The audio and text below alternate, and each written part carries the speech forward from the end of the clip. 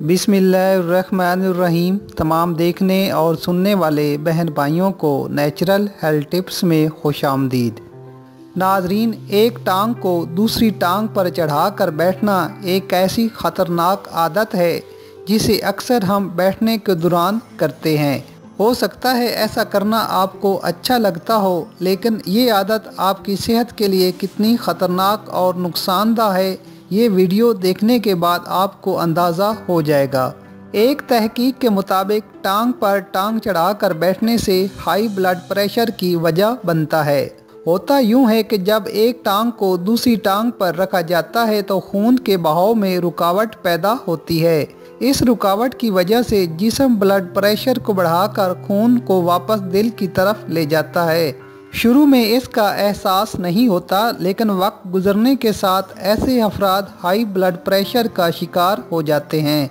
अगर आप ज़्यादा देर चेयर पर बैठकर काम करते हैं तो इस आदत को ख़त्म करने की कोशिश करें।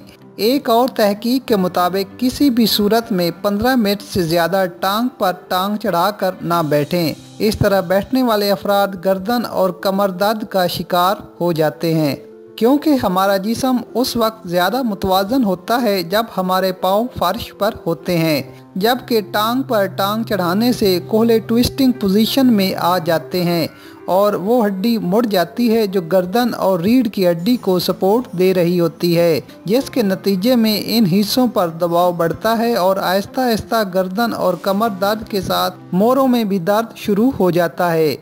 एक और तहकीक के मुताबिक इस तरह बैठने से टांगों में सुइयां चुभने या सुन्न हो जाने का एहसास भी पैदा होता है, जिसकी वजह यह है कि इस अंदाज से टांगों और पैरों के आसाब और शरियानों पर दबाव बढ़ जाता है, जिसके नतीजे में पैर आर्जी तौर पर सुन्न या मफलूज हो जाते हैं। ये हालत 1 से 2 मिनट तक रहती है, मगर बार बार ऐसा करने से टांगों का सुन्न होना आसाब को मुस्तकिल बुनियादों पर नुकसान पहुंचा सकता है।